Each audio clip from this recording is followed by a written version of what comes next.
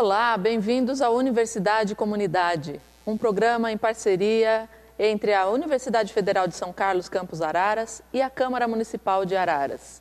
Esse é o nosso 79º programa, programa de número 79. Tenho aqui comigo a professora Renata. Tudo bem, Renata? Tudo bem, e você, professora Isabela? Tudo bem.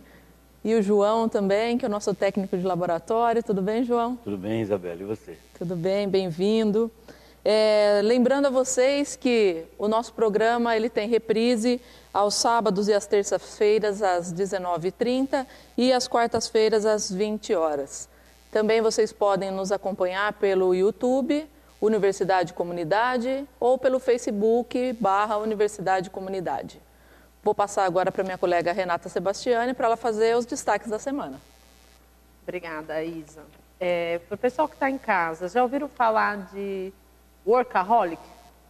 Workaholic é aquela pessoa que adora trabalhar, né? A gente fala, imagina, existem pessoas que adoram trabalhar? Viciados em trabalho? Na verdade, não é adorar, né? São pessoas que são viciadas em trabalhar. Saiu um estudo recente na Noruega, né? Dizendo que as pessoas que são viciadas no trabalho, elas têm mais chances de desenvolver distúrbios psiquiátricos do que em relação àquelas pessoas que têm o que eles chamam, né, no estudo, de vida equilibrada. Ou seja, né, todos nós precisamos trabalhar e é sortudo quem trabalha naquilo que gosta, não é verdade? Agora, há uma diferença entre aquele que é viciado em trabalhar e que trabalha, mas também tem a sua vida pessoal, lazer, os amigos, família e assim por diante.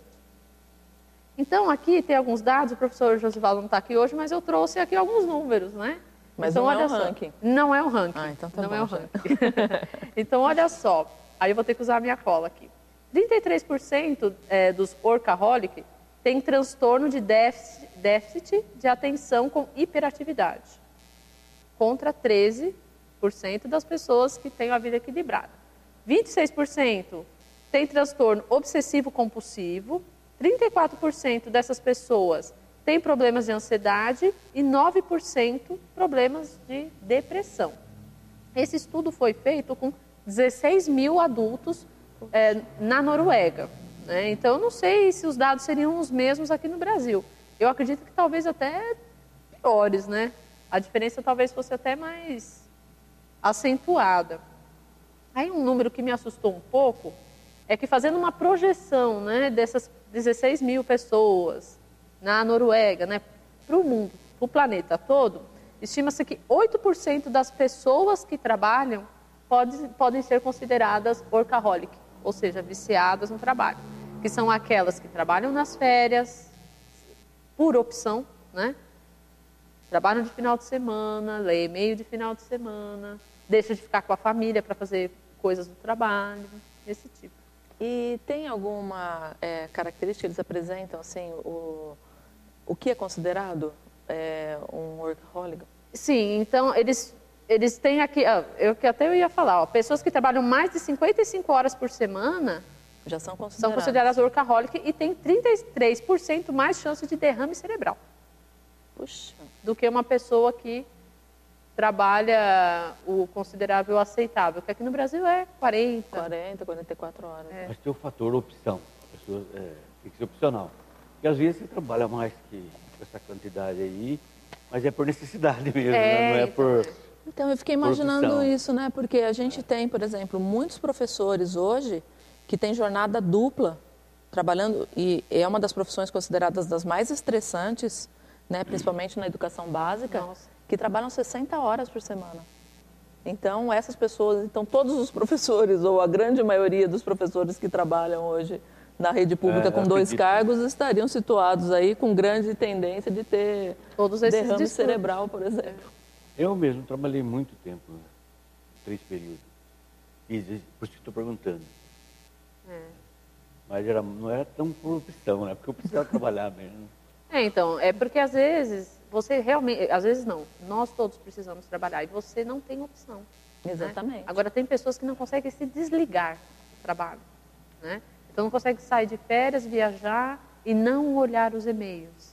Né? Eu sempre digo que, para mim, tirar férias, você tem que viajar. Não pode levar o computador, não pode dar WhatsApp, não pode dar e-mail.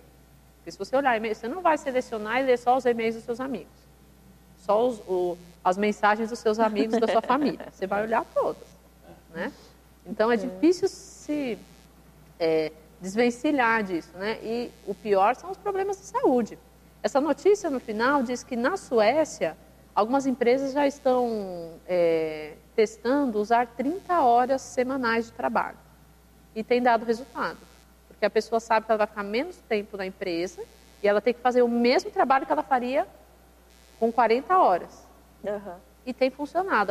As pessoas têm conseguido cumprir o que fariam com 40 horas em 30. E tem diminuído o número de problemas de saúde, afastamento por problemas de saúde, né, e assim por diante. Quem sabe um dia a gente chega no padrão, né, da Suécia, da Noruega, né, porque você vai dizer isso aqui, né, para as pessoas, que foi bem essa história, né. Outro dia a gente estava num restaurante aqui em Araras, num barzinho, e a moça a garçonete que estava servindo a mesa, ela disse, eu acabei de ligar em casa para ver como é que estão os meus filhos, que eu não os vi hoje. Que ela trabalha de manhã e à tarde como farmacêutica e à noite ainda como garçonete para complementar o salário. Então você imagina, né, é bem isso que o João acabou de colocar para a gente. Não é opcional. Não né? é opcional. E eu acredito que na Suécia e na Noruega seja. Então, é isso que eu ia falar. É interessante que isso tenha sido estudado na Noruega, né? Na Suécia. Aqui no Brasil a gente não tem muita escolha. Exatamente. Ok? Podemos passar para o próximo? Bom, eu queria fazer um comentário que está relacionado com aí mais uma tragédia urbana do nosso país, né, relacionada à questão daquele caso, daquele estupro coletivo que aconteceu no Rio semana passada, que infelizmente não foi o primeiro, né, e me parece que essas questões vêm aos poucos aparecendo. Eu não acho que elas são pontuais ou que elas tenham aumentado especificamente esse ano ou ano passado, mas elas são recorrentes, né? E que existe, na verdade, um trabalho ainda muito pequeno em relação a isso, em relação à prevenção. Estamos num país extremamente machista, né? Que se esconde atrás aí de uma liberdade e tal, que na verdade não me parece o real, né? E isso está diretamente relacionado com as mulheres normalmente também associado à classe social. Quanto mais baixa a classe social, mais vulnerável a mulher fica, né? E ela tem que passar por vários constrangimentos quando está, por exemplo, usando o transporte público, voltando de madrugada para casa, muitas vezes por conta de uma jornada de trabalho, né, um pouco mais longa. E o que é inadmissível é que ainda a gente encontre pessoas que tentam culpabilizar a vítima, né? Então, mas também não existe também. Não, eu estava conversando com o meu marido sobre isso, né? Que me parece, ele viu, eu não sei se foi alguma notícia ou em alguma rede social, que a mãe da menina disse que conhecendo a filha, como não foi estupro. Então, a gente não sabe se a mãe realmente disse isso, se alguém disse que a mãe disse isso. Eu falei, poxa, mas ela tem 16 anos, ela é de menor. Para começo de menor conversa. De idade, né? Então, não há justificativa para qualquer ação de violência, né? E contra o menor. Porque pode não ter sido violência, como a mãe supostamente disse, mas ela é uma pessoa de menor, que é protegida pelo Estatuto da Criança e do Adolescente. E 30 pessoas, né? Então, acho que... Não foi estupro. Isso está muito relacionado também com a cultura, né? Como ela falou, dependendo da classe social, quanto mais baixo, menos instrução a mulher tem, então menos ela tendência a reclamar também, né? Então a mulher, quanto mais estudo, mais ela fica sabendo de seus direitos, e por isso acaba se manifestando mais, né? E mais independente, né? Mais independente, sabe mais. Exatamente. E tem é lógico, né? Nesse caso, a gente tem que lembrar que quem cria os filhos, geralmente, é a mãe. Não que o pai não crie, né? Mas cerca de 50% das famílias no Brasil são sustentadas pela mulher. E aumentando todo ano. Isso tem aumentado, né? Então, quem cria as crianças, quem educa, geralmente é a mulher. Então, as mulheres são machistas, muitas vezes por desconhecimento. Então, é um ciclo que a gente tem que quebrar. Com o conhecimento, as pessoas têm que ter acesso à informação, acesso aos seus direitos de igualdade. Né? É inadmissível que a gente encontre esse tipo de fala, né? Em rede social ou em qualquer outro local. Eu escutei também de algumas pessoas, né, coisas do tipo, mas ela gostava de fazer uma farrinha. Né? Isso é uma coisa que não tem nada a ver. Não tem nada a ver, são né? coisas As distintas, pessoas né? julgarem a outra por um comportamento e daí admitir que aquela pessoa pode ser estuprada por conta disso. Né? Então, não, na verdade, se a gente pegar os padrões, não tem um padrão. Não é porque a mulher usa short, não é porque ela está de biquíni, não é porque a sociedade é machista e os homens se sentem à vontade e se sentem protegidos por uma falsa legislação, na verdade, que ela não é efetivamente aplicada. Eles se sentem protegidos por isso, é por isso que é tão recorrente e por isso que as coisas acontecem. Então quer dizer que é permitido estuprar um homem porque ele está sem camisa na rua? Pois é. Ele pode ser assediado por causa disso. Eu vi esses dias umas cenas dos baile funk, assim, é muito excitante, as cenas, os gestos que fazem lá, assim, é bastante pesado. Mas, lógico, não justifica, né? Como ela falou, estupro não justifica. Qualquer pessoa... Nem que ela fosse uma prostituta, né? Exatamente. Eu acho que, assim, se a pessoa disse não, é não, né? Isso que precisa ficar muito claro, né? Respeitar, né? E isso está diretamente relacionado a outros tipos de violência, né? Não é só a questão do estupro, mas a questão da violência assédio, né? contra a mulher de uma forma geral, né? Quantas mulheres são espancadas, quantas mulheres são agredidas, né? E muitas vezes pelos seus parceiros, né? Ou pelos pais, ou pelos irmãos, primos, né? E a gente sabe de várias histórias que acontecem, e aí, independente, né, do nível social, né? E até, às vezes fica difícil as pessoas entenderem, mas se está acontecendo esse tipo de coisa, a primeira vez que a pessoa foi agredida, ela tem que sair dessa relação. E a gente sabe que muitas vezes as coisas não são simples assim. Não. Existe todo um sistema de coação por trás disso, de medo, de ameaça. Dependência financeira. Muitas outras coisas. E a questão financeira muitas vezes é fundamental para que essa situação persista, né? Infelizmente, acho que se a gente analisar, em toda família alguém tem um caso para contar, né? Bom, tudo bem? Podemos passar agora para a nossa entrevista. Bom, hoje nós temos aqui o prazer de receber o João Expedito Emídio. O João fez graduação na Uniararas, aqui em Araras, em farmácia e bioquímica. Fez o mestrado, acabou de concluir o mestrado na UFSCar, aqui de Araras, na área de agroecologia e desenvolvimento rural. Atualmente, ele é técnico de laboratório, do Laboratório de Biologia, aqui da UFSCar Araras, no CCA, ligado ao departamento, ao DCNM, né, o Departamento de Ciência da Natureza, Matemática e Educação, ao qual nós fazemos parte. Tudo bem, João? Tudo. É um prazer receber você aqui, você é muito querido nosso. O prazer é meu. Bom, hoje nós vamos conversar um pouco, então, sobre o trabalho, né, que o João desenvolveu aí no mestrado. E eu queria começar perguntando para você, João, qual é a diferença entre melado e melaço? Uma boa pergunta, professora Isabel. É bastante confundido, e não são sinônimos, tá? Melaço e melado. E há bastante confusão, até no meio acadêmico, com relação a melado e melaço. O melado de cana, ele é obtido do caldo de cana ou da rapadura, que se você faz uma diluição, você acaba obtendo o melado. Ele é um produto líquido, né? Mas bastante viscoso, e pela Anvisa classifica ele como se... É um líquido que precisa ter um teor de sacarose maior que 50%, para ser considerado melado. Tá? Ele é obtido direto da cana, então. Enquanto que o melaço de cana-de-açúcar, ele é obtido no processo de fabricação do açúcar cristal. Normalmente as usinas de açúcar real, que faz o açúcar cristal, durante o processo eles centrifuga a massa cozida, que se chama o açúcar, para separar o açúcar e separa o melado,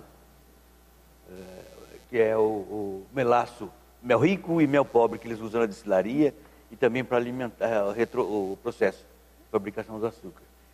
Mas o melaço não é indicado na alimentação humana, porque durante o processo de fabricação do açúcar, ele passa pela sulfitação, caleagem, adicionado enxofre nele. Então, o melaço, ele tem muitos contaminantes que não é ideal para a saúde humana. Enquanto que o melaço, não. O melaço é a cana-de-açúcar concentrada. O melado. O melado. Certo. O caldo de cana-de-açúcar concentrado.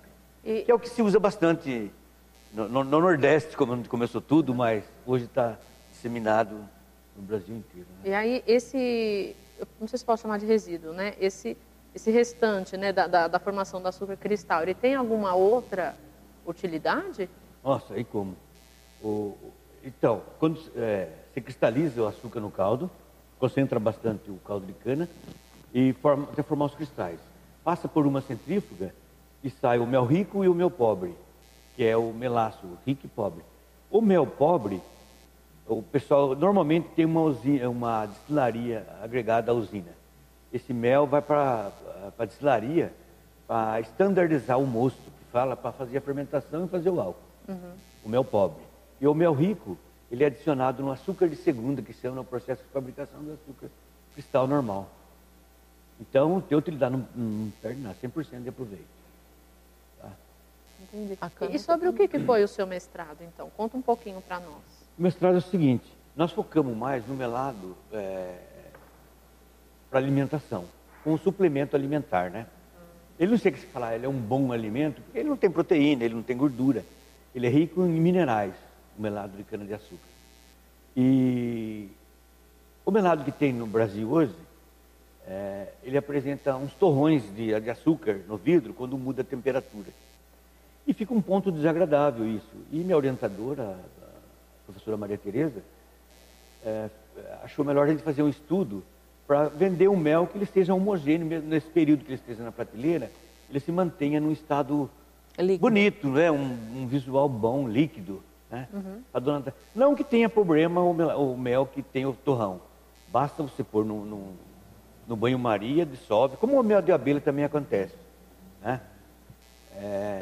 Ele fica bom, mas para tirar esse inconveniente, a pergunta do meu mestrado foi o seguinte: como fazer para o melado usado em casa não ter esse torrão dentro do vidro? Não cristalizar. Não cristalizar, não recristalizar.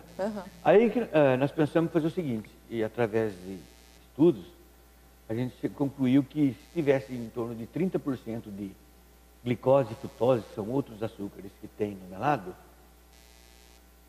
o mel não cristaliza tão fácil quanto a sacarose. Porque, vamos dizer assim, então, o melado tem a sacarose. Só que ele tem baixa concentração de glicose e frutose, ele vai cristalizar com facilidade. Então, minha pergunta é o seguinte: vamos fazer uma hidrólise, que chama, dessa sacarose, transformando uma parte dela em glicose e frutose. Através de quem? De uma levedura que a gente usa na panificação, da Saccharomyces cerevisiae. Que é o fermento biológico. Que é o fermento biológico. Que é uma enzima, que é a invertase, que usa fazer esse processo. Daí a gente tinha que determinar a temperatura ideal, a quantidade de levedura ideal, e que todo esse processo seria de uma maneira assim, simplificado de uma tal maneira para o pequeno produtor rural aplicar isso dentro de sua propriedade. Entendi. Essa era a minha... Que ótimo. Meu objetivo. E foi isso que a gente fez. A gente conseguiu hidrolisar, então, o caldo de cana, e o melado que a gente obteve, ele tinha em torno de 30% de glicose e frutose. Aí ele não cristaliza com tanta facilidade como ele in natura.